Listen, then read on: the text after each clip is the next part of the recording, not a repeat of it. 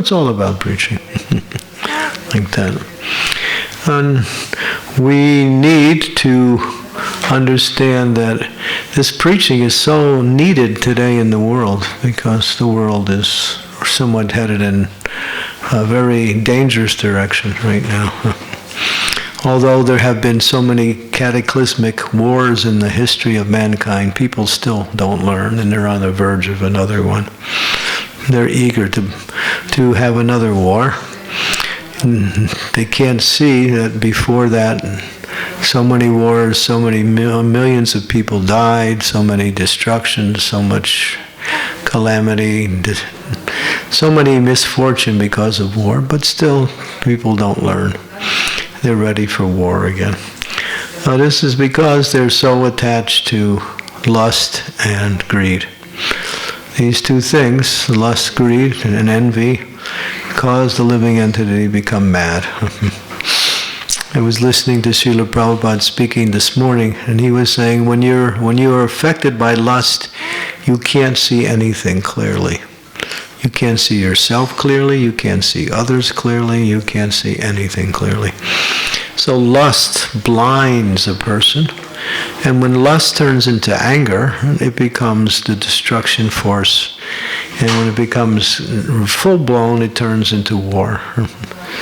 Lust means to satisfy my senses at the expense of others, for whatever way. And then when that is not done, one becomes angry. And because in this world, this is a world of competition. Everyone is competing for others over the stolen property that belongs to the Lord.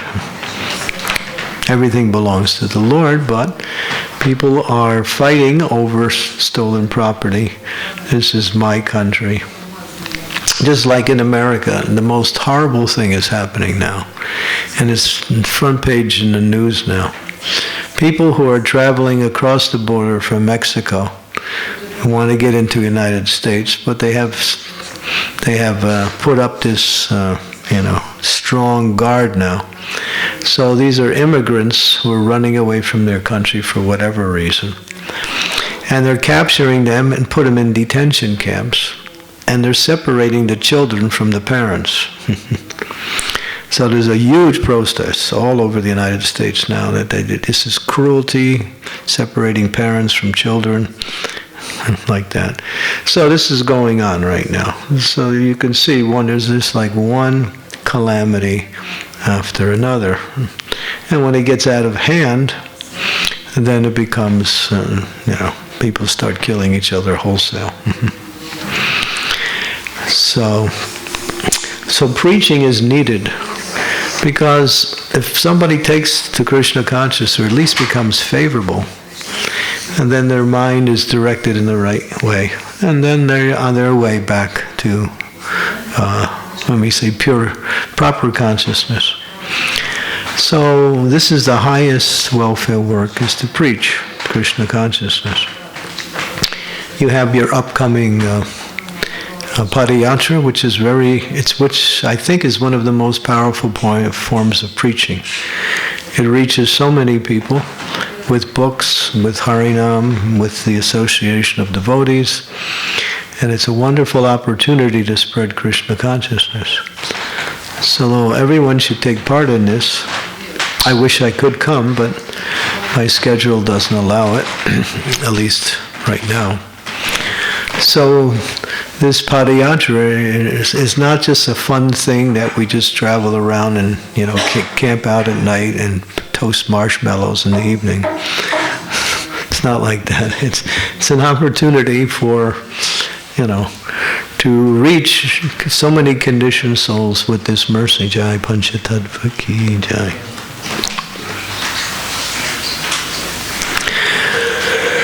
And so take part of it in an enthusiastic way. And this Prabhupada speaking, he's a good preacher. Now he's distributing books very nicely.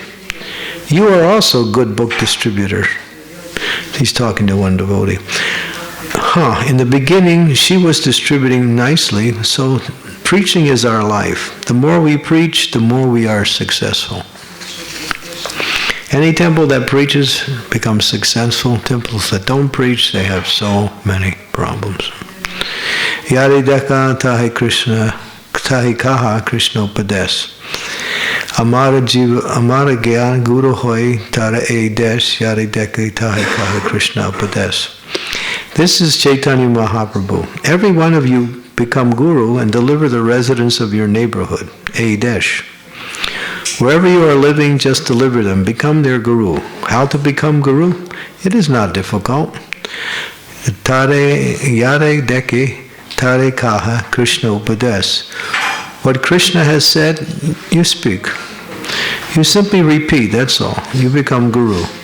So this should be preached all over the world. You learn from Bhagavad Gita and repeat. You simply say, Krishna said 4 things. Manmana bhava mad bhakto mam yaji mam namaskuru. Just always think of me, Krishna says. Just become my devotee, worship me and offer obeisances. Kindly do these 4 things. So if you can induce one person to these 4 things, you become guru. Is there any difficulty? Then you become a devotee of Krishna. How? Always think of Krishna, worship Krishna, and offer obeisances. Here is our temple. Please come, offer obeisances. Offer a little flour if you can secure. Otherwise, obeisances sufficient. And chant Hare Krishna. You become guru. To inform this message is difficult. To inform this message is difficult? Prabhupada's asking. Not at all. You may carry the message. If you're fortunate, he'll do it. If he's fortunate, he'll do it. If he does not do it, you are carrying the message, you become recognized by Krishna. Here's the point. Even if you fail, you become recognized by Krishna. Just by trying. Bhaktisiddhanta used to say, if we hold a program and nobody comes, you preach to the 4 walls. They will hear. He says a preacher preaches even if there's nobody there to talk to. Still you preach. So he's giving us how meritorious this preaching is, that even if nobody takes it, still if you do it, you're recognized by Krishna. Nacha tasman manusesu kaschid me priya krita moha. You are doing sincerely, then you are recognized by Krishna. Just like a canvasser, salesman, he goes to the market, tries his best to secure some business. The master sees the report how he has worked. Even though he has not secured a single pice, but he has tried to introduce the goods, then he's bona fide. He's bona fide. Similarly, we have to simply carry the message of Krishna and try to convince people. If one is convinced, it is good. If not, doesn't matter. So not attached to the results, we're attached to the preaching. I'm not going to. Then you are recognized by Krishna. Recognition means you become the dearest servant of Krishna. Then what more do you want?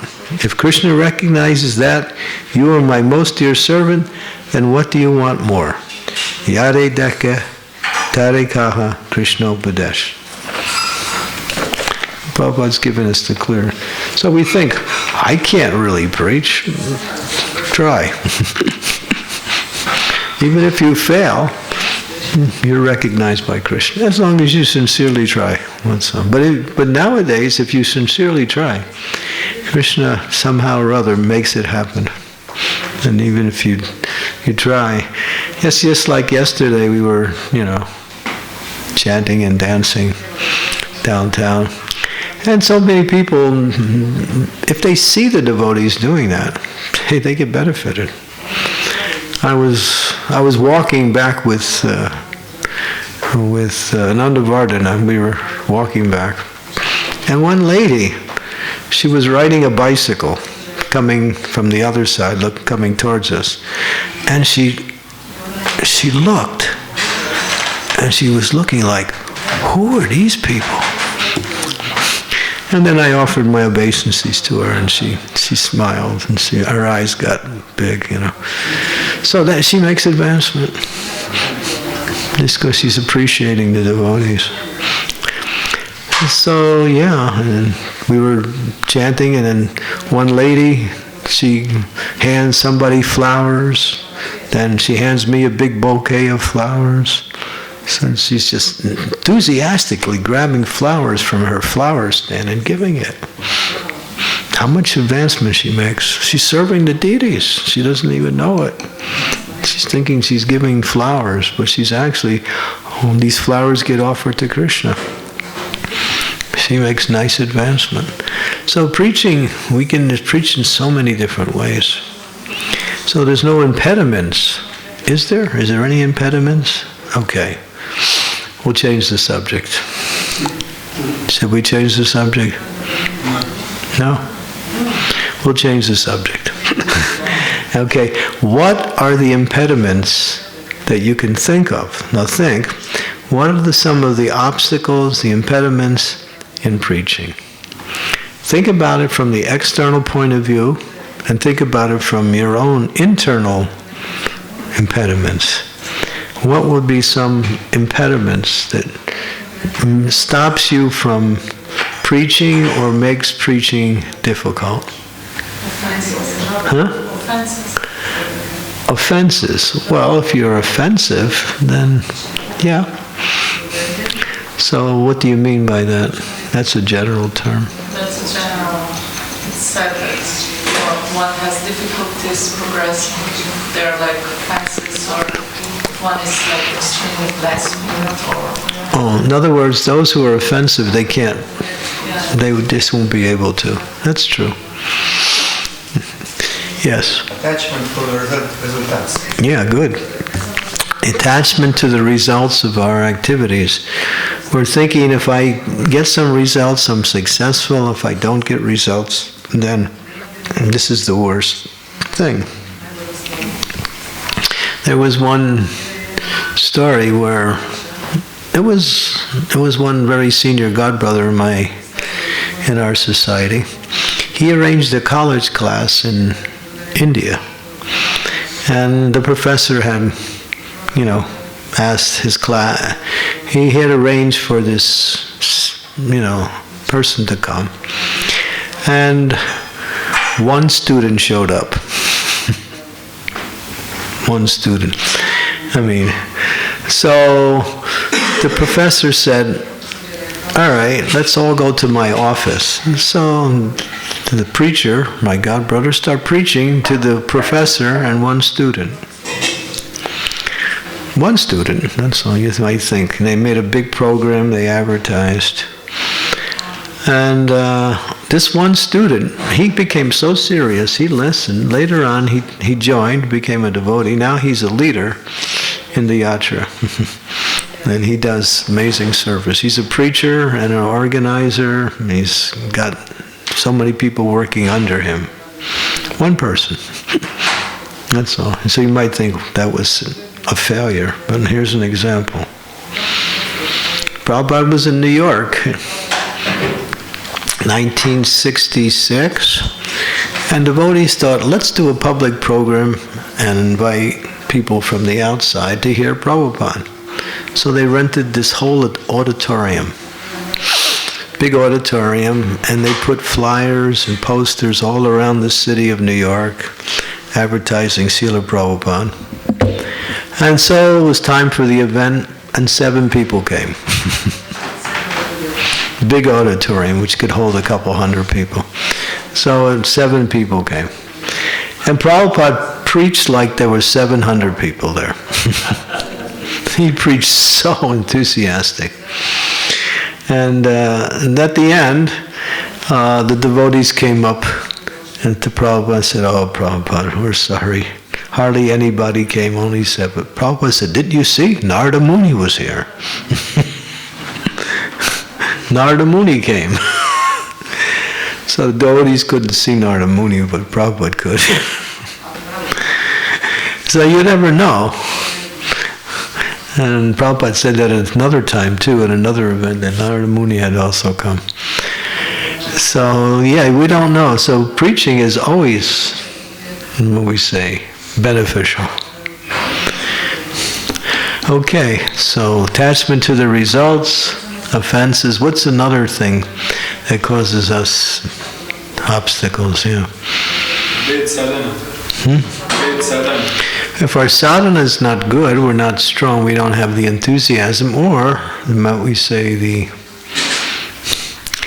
equipment to go out and face the non-devotees, yeah.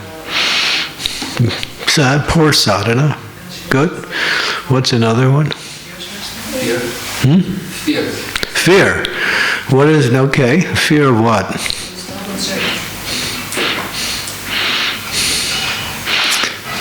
You're right, fear, but what kind of fear? What would be an example? Lack of competence. Ah, feeling incompetent within yourself, and therefore you're fearful. Yes? Some person doesn't go to Harinam because they are thinking, what if I met some friends, what will they say? Oh, seeing your old friends out there, they'll think, look at him, he's useless.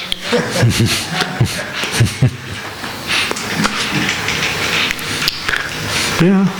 Fear of, that's fear also. Okay, what's another one? Lack of faith. Lack of faith. Don't have faith in the philosophy, and therefore you can't really speak with authority. If you can't convince yourself, you can't convince. It's hard to convince others. Lack of faith. What's another one? What's an external one? Some of the external ones.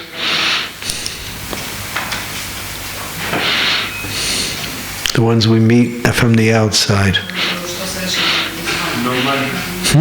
No money. People have no money.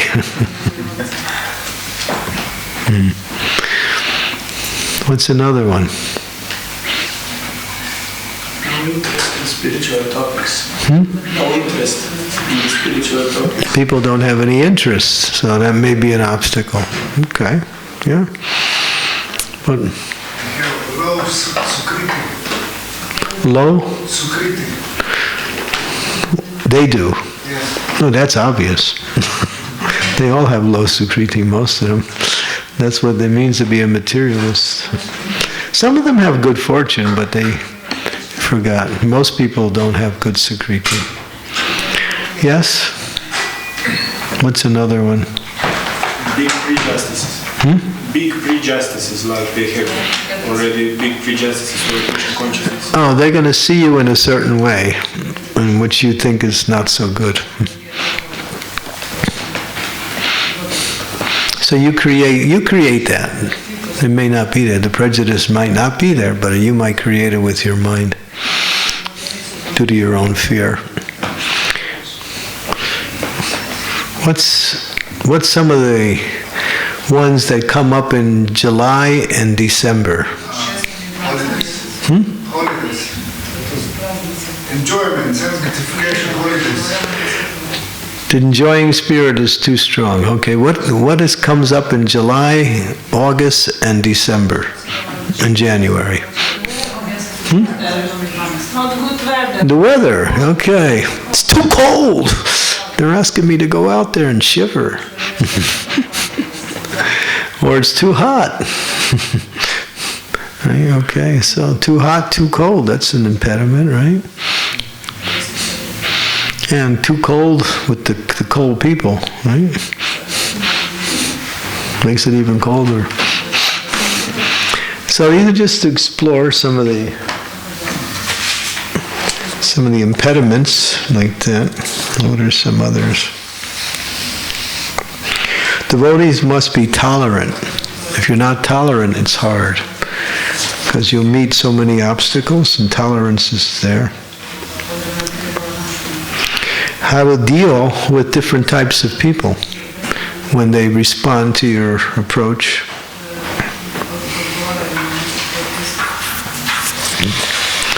What to say and what not to say. How to get people to stop. Here in your country, it's easy. Try New York. Ever been to New York? People move as fast as the cars move.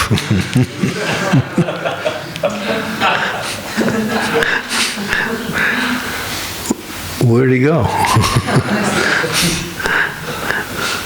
Or in New York they'll say, get out, go away. And then you're just like, But the devotees in New York are used to that, so they're tough. They're just as tough as the people, so. So it's a competition, who can be more tougher. Yeah, so there's different impediments, but these impediments are chances to get beyond. Like when I first went out, I said to the leader, "What should I do out there?" And he said, "Make them laugh." So I did that. So, and when you make people laugh, they become kind of like, your friend. And so, therefore, and it's easy to talk to him after that.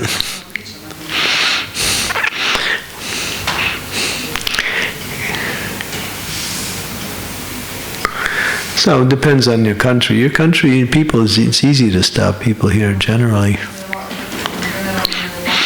But in some countries it's really tough just to get them to stop. Yesterday when I was watching the devotees trying to pass out books and cookies, people were a little bit less receptive yesterday. Did you notice that? They were a little less receptive. Why is that? Why it seems like one day they're more receptive and one day they're less receptive? It's like a general thing. Who can answer that? It depends on our inner state also, or maybe I'm speculating it's summer and people don't feel so much eating biscuits. But one summer day they're receptive and another summer day they're not. It depends on so many different factors. It's actually easy to understand. It's the modes of material nature. Sometimes the modes of passion are stronger, sometimes the mode of ignorance is stronger, sometimes the mode of goodness is stronger. Bhagavad Gita says the modes are always in competition for supremacy. So people are influenced by the modes. So based on that you can see how the influence is affecting people in a general sense. When you watch the general thing, how people are acting, you can see how the modes are working. Because they don't even know they're controlled, but they are. Devotees know that people are controlled, and we can see that.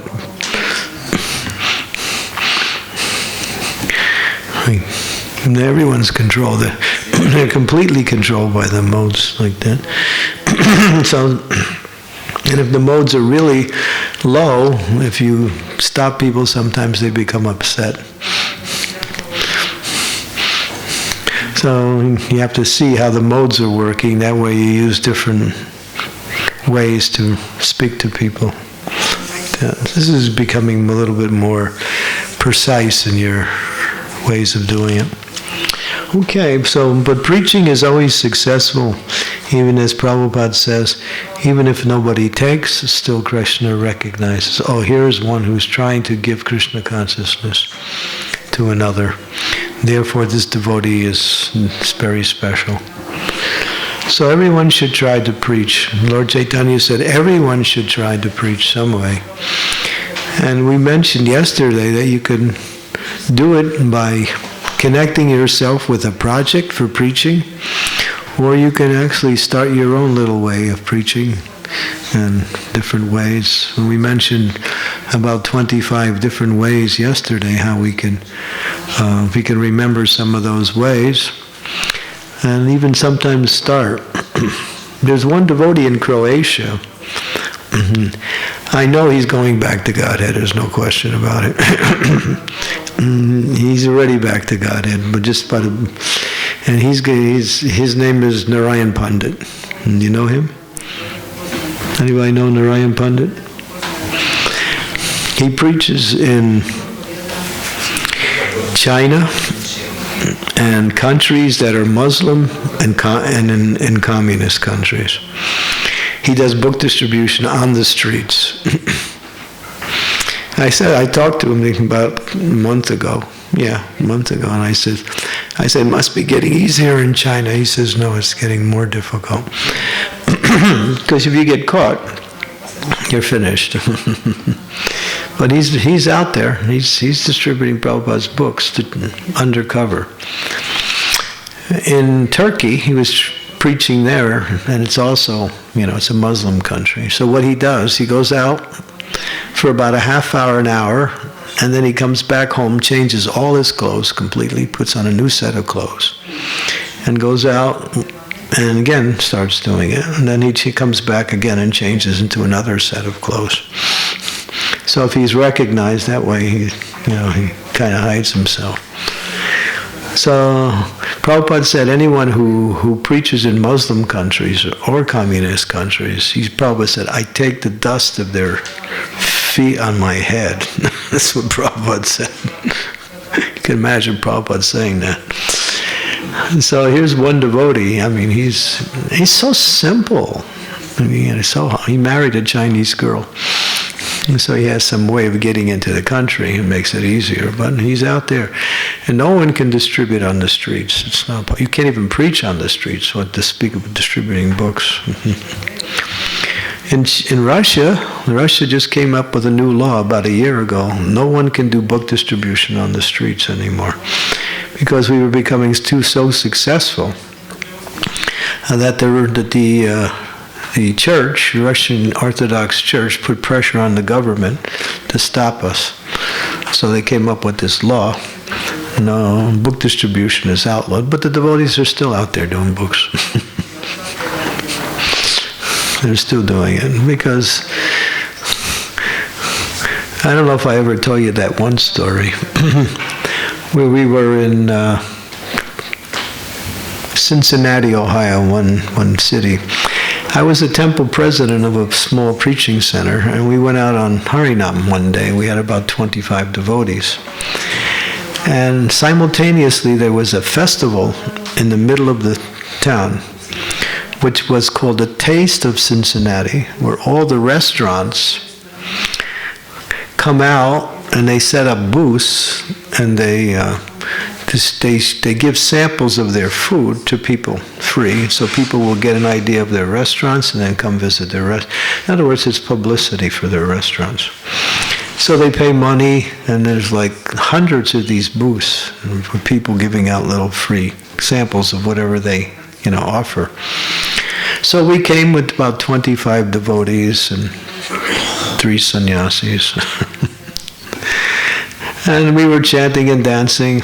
And then the police came and told us, you guys got to stop. We're getting complaints. People they say you're disturbing their customers. So the restaurant people complained. So we said, okay. But we didn't stop. We kept going. And so we did more Harinam. And the police, after some time, came back, more complaints. We told you guys, stop. And if you don't stop, next time you're arrested. So there was one devotee there. She's a great preacher. Her name was Ladini. She's famous, actually. She had brought her Gaur-Nitai deities, which are about this big, and she set up a little book stand with the deities there. And she was selling Prabhupada's books. And so the police told us again to stop. We didn't stop. We went out and we continued. So this time they came and they had all their paddy wagons and cars, and they just rounded up the devotees and started arresting everybody. I escaped. Somebody had to escape anyway. So I ran from the police anyway. But she got arrested, and when they were arresting her, they said, okay, you're under arrest. And she said, well, if you arrest me, you have to arrest them too also, Gaur-Nitai. So they said, no problem. So they arrested Gaur-Nitai. So this was a Saturday, and court is on Monday morning. So they have to stay until court. So that means they had to stay all day Saturday and Sunday. So court came on Monday morning, and the judge was there. One sannyasi got arrested. And so the judge was nice. he said, you know, we have to respect these restaurant owners. They pay money, so, you know, you shouldn't be doing that. So we're going to let you go without any fine if you promise never to do it again. So one sannyasi said, yes, Your Honor, we promise. But she, Landini, she said, no, we can't promise that. And then she pointed to Gaur Nitai. She said, this is their instructions. They have told us to go out and do this. We follow Gaur Nitai. She said that to the judge, along with the police officer who was arresting everybody. So the judge, he didn't know what to say. He looked at the police officer. The police officer just went like... And the judge said, all right, just get out of here. Go. And they just dismissed the whole case. And she told them, you know, this is God and this is His instructions. We have to listen to God. And she wasn't just, you know, just saying that to sound nice. She had that conviction. This was her conviction. She's an amazing person. She preached in Africa. She actually was killed in Africa during the preaching there. She gave up her life for preaching. But she was so amazing. She had such a determination to preach Krishna consciousness. And she was good, too. And she made whole villages in Africa Krishna conscious. She came in there, oh, there's a white lady. They would see, oh, there's a white lady. And they all get around her, and then she would hand out, you know, prasadam to the kids, and then they would do kirtan, and the whole village would kind of like do kirtan. She was on television in Africa preaching. Amazing person. She had such determination to preach Krishna consciousness. But she was special. She had a special relationship with Krishna that was very unique. She used to take care of Jagannath before as a pujari, and she took care of like 6 or 7 sets of Jagannath at the same time. And then one time she told me she used to cook for Jagannath and then also do the offering at the same time. So she'd cook for Jagannath. And one time she was in a hurry to cook because it was late. And then she finished it real fast, made up the plates, put it on the altar. And then after she offered the offering, she got off the altar and crash. She goes running on the altar. Balaram's plate is all over the floor. So I asked her what happened. She said Balaram was angry. He didn't like the offering, so he threw his plate. Because Jagannath, he's very sweet. But Balaram, if you don't do it right, you're going to get it. You can't mess around with Balaram.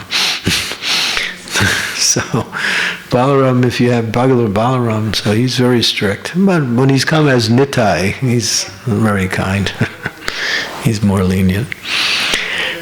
So before she was going to Africa, it was Bhakti Tirtha Swami told her, you know, you should come and preach to Africa. She said, well, I want to come, but at the same time, you know, Balaram is telling me I should stay here and do pujari work. And Gaur Nitai is telling me I should go preach. And so she said, Nityananda is telling me to preach and Balaram's telling me to stay. She wasn't like imagining this. This was her relationship with the deities. She had this special relationship with the deities. And so she said, I have to listen to Nityananda. So she went out and preached like that. But she said Balaram wasn't happy. Because no one could replace her as a pujari. She gave her life to serve the deities like that. So this was a person, And she would say one thing. She says, I have no fear. She was fearless, completely fearless. She had no fear of anything.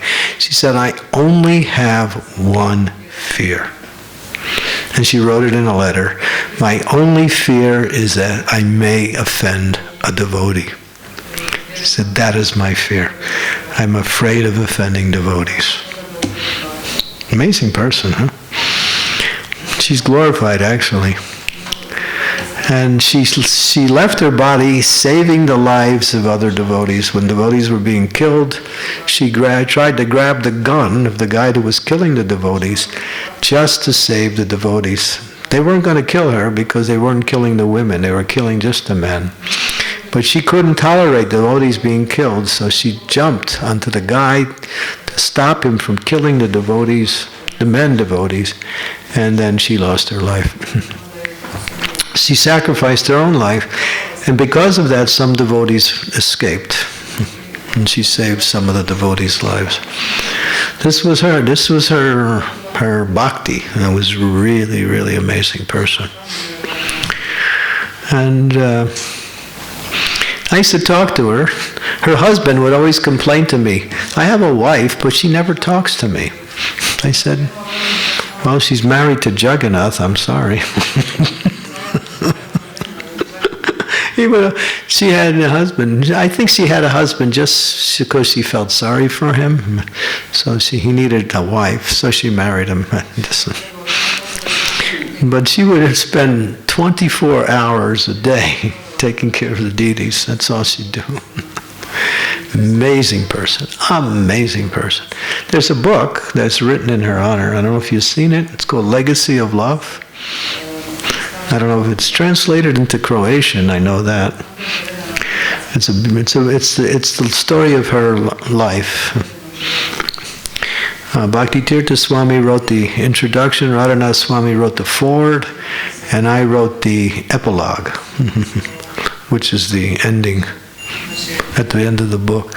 And if you get a chance to read that book, you'll see what a person who really has compassion, that she lived simply to spread Krishna consciousness. She was fearless. There was no question.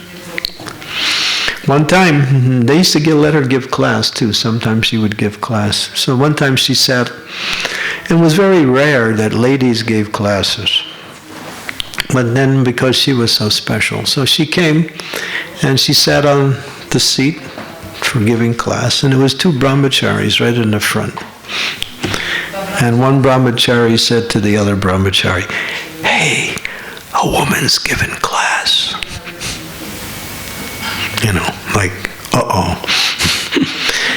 And she heard it.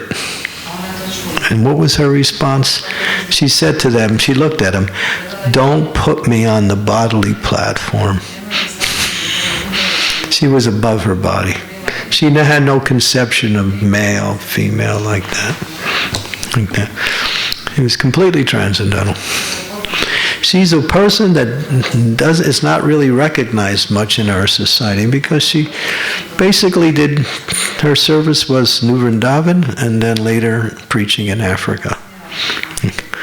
So she's not known around the ISKCON world so much, but she was really an exemplary person. What is her name? Ladini. Ladini. Probably gave her the name Ladini.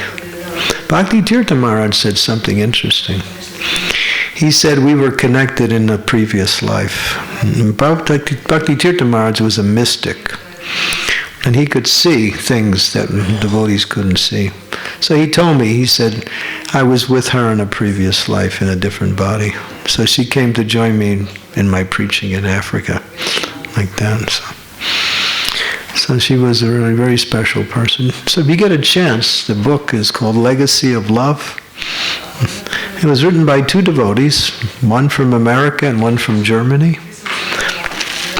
They got together and they gathered information for about 7 years, it took them, and found out many stories of her life.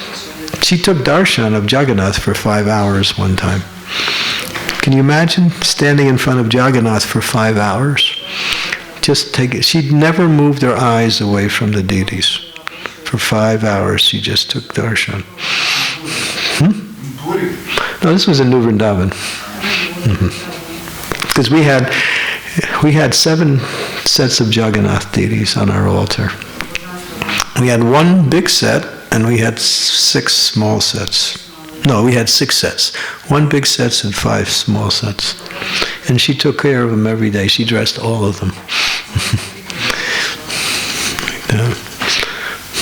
She was a really amazing person. She was an exemplary in the mood of preaching, like that. And she left her body around the middle of September in 1990. So it's been almost 30 years since she disappeared.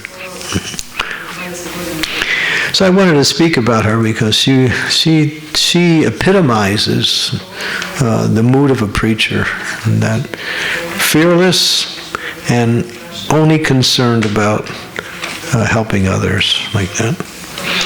That was her mood. Okay, I know it's getting on. Any questions or comments about preaching? Or anything in general? Yes, what is your name? My name is Alexander. Okay, Alexander the Great. Oh no. I think Alexander the Great is there. So. Well, every Alexander can become great, you know. So it's just a matter of time. I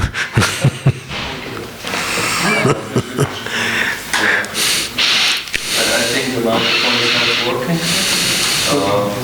But I would say, like, what if you have some doubts in yourself and you're not? Should you go to preach to others, or you will make more failure? What's your doubts? Prabhupada's, if you have doubts, ask questions, get your doubts removed. My doubts would be in a way that I'm not qualified enough to be a preacher, or Nobody is. Nobody's qualified. How do you become qualified? I can tell you how you become qualified. You have to do one thing. You have to read Prabhupada's books. You have to read, and then you become qualified. Read the books. Prabhupada said, preacher means reader. If you don't read the books, you won't feel, confident out there. If you read, you have that ammunition. You always have something to say. Yeah, read the books.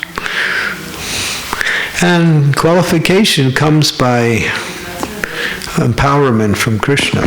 So if you're eager, Krishna will help you also. He'll help you. And don't be unhappy because of failure. We take failure personally. And yes, you have to try. That's all. Success and failure is up to Krishna. We can't make things happen. We can only try. Krishna gives the results. Krishna says, this devotee is sincere, buy a book, and the person buys the book.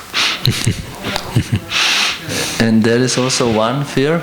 What if when I'm preaching, I'm not clearly giving the message of Vasudeva like completely or like true? Because I take some time, learn it. Yeah, practice with the devotees. Meet the devotees, speak to them, and see if you can practice your preaching like that. That's how I started. I practiced with my Sankirtan partner.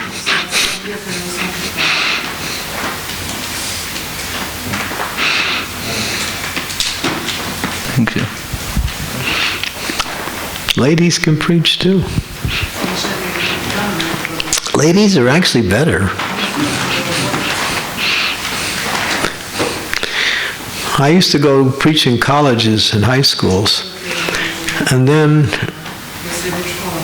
my God brothers would come as grihastas, and the husband and wife would come in. They could preach much more effective than I could. Because when you go in as a sannyasi or a brahmachari, people think, I got to be like that, no wife, no money. But if they see people who are normal, who have families, and they're married and like that, they think, they're like us. So they have more of a ability to listen to people who are like them. So grihastas are good preachers, really, especially in this age.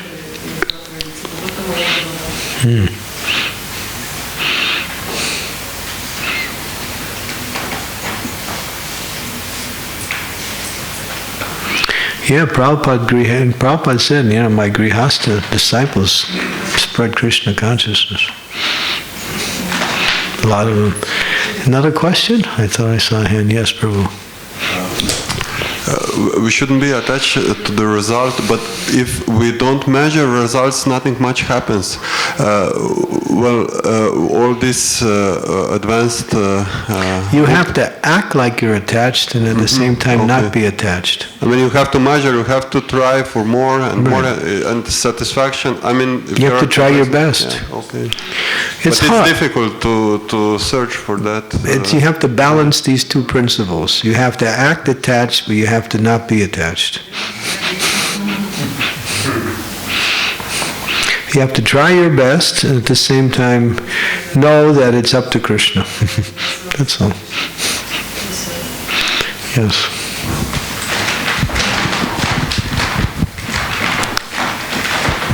I would like to share what interest sometimes was so magic when you speak with some people or friend, and then I thinking from where these words come. Yeah.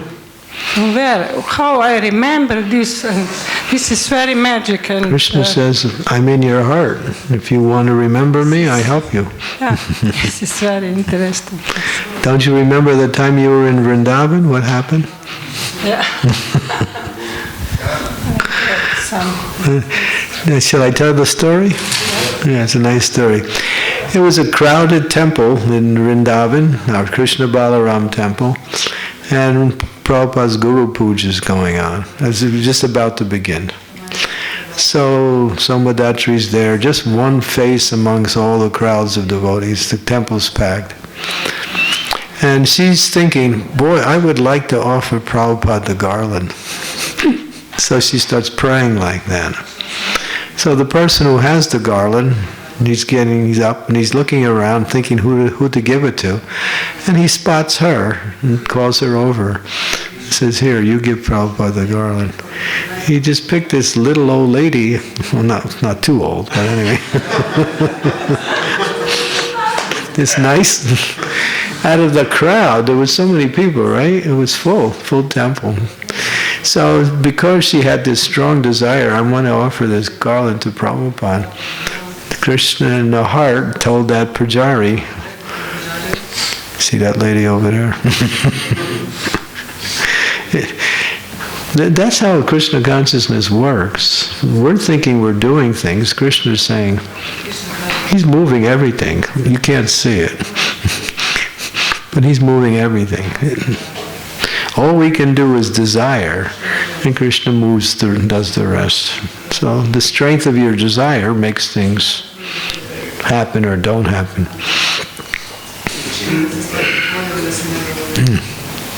Yeah, everything's based on desire. Okay, maybe we desire breakfast. Okay. There's an old saying, one cannot live by philosophy alone. Srila Prabhupada ki, Srimad Bhagavatam ki.